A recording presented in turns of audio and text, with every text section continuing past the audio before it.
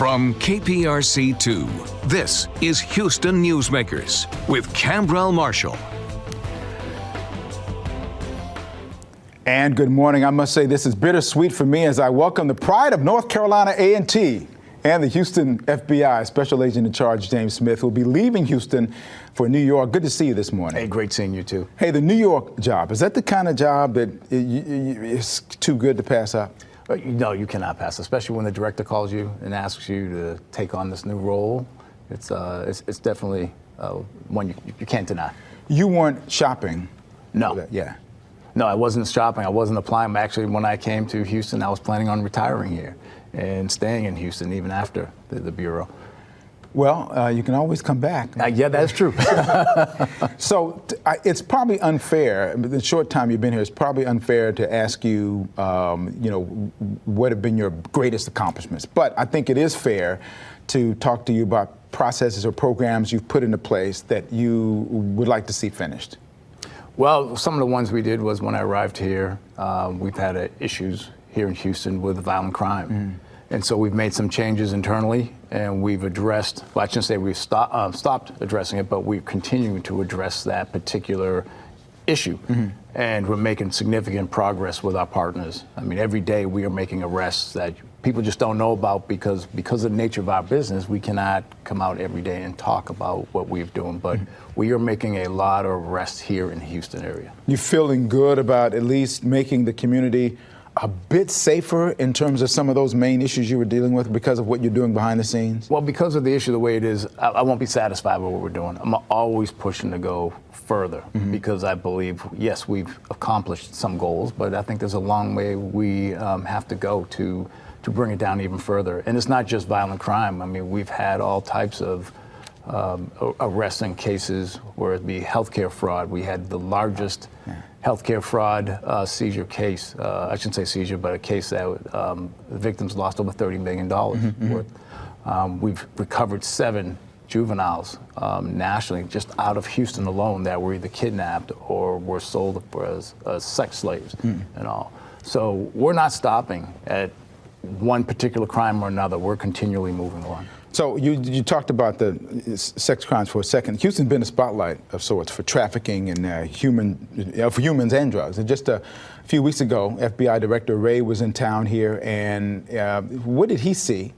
And what do you agree with him about what may be some of the biggest problems here in Houston, and maybe some of the proper steps that are being taken to deal with some of those things? I know some things are pretty clear for you, but when you guys get together, you talk about some of that? Oh, yeah, definitely when the director comes, we talk about it.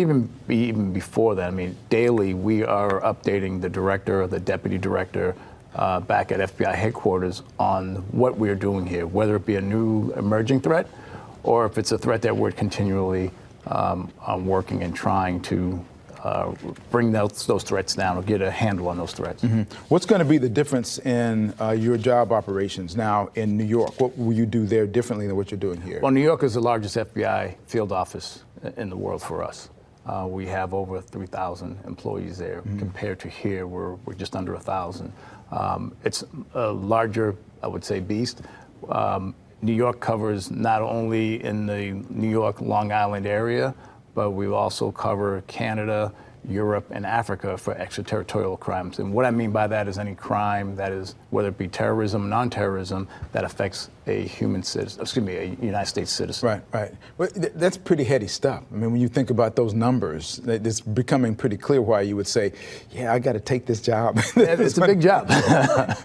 So as you leave here, what are some of the things that you talked a little bit about, some of the things that went well?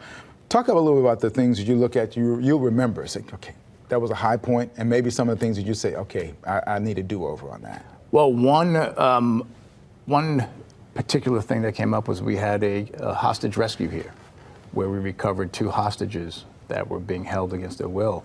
And that was a significant case here in the fact that when we recovered or rescued one of the hostages, she told us a story how she didn't think anybody was going to come save her.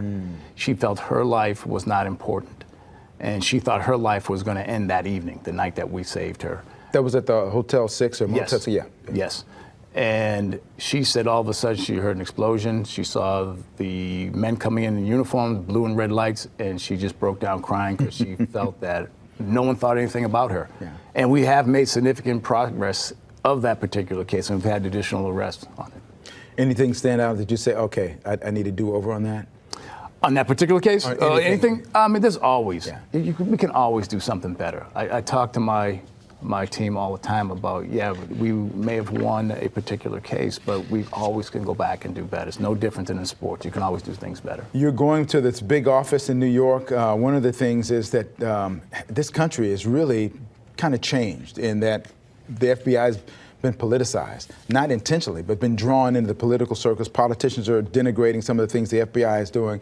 How concerned are you about the way that is affecting your agents and those people in your organization, which has always been the cream of the crop as far as investigations concerned? Well, if you look at the history of the FBI, we've always been politicized. However, now we have social media. So it's much easier to communicate through the world on what we're doing. You stop and look at every organization, doesn't matter if it's law enforcement or whatever, there's always that 1% that is bad. And so you just can't, dwell on that. You have to just put your head down and continue going forward, because we have to protect the citizens of this country, or any visitors that come into our country. So we have to protect them. Your thoughts as we let you go here about this community of Houston, which opened its arms to you. What are your thoughts about how well we treated you, and what are you going to think about as you go to New York? Well, overall, I'd like to thank everybody in the community. They've just been amazing here in Houston. Definitely want to thank our partners, both federal, state, and local partners, Houston Police Department, ATF, DEA. I can keep going on all day, Montgomery County Sheriffs. They've all just opened the doors, not only to me, but to the entire FBI team. Well, good luck to you. Thank you for what you've done in this short period of time. We look for bigger and better things in New York. If you want to get some good barbecue, you know where to come. Always. Thank you. Thank you, Jim. Appreciate it. My Thank pleasure. You.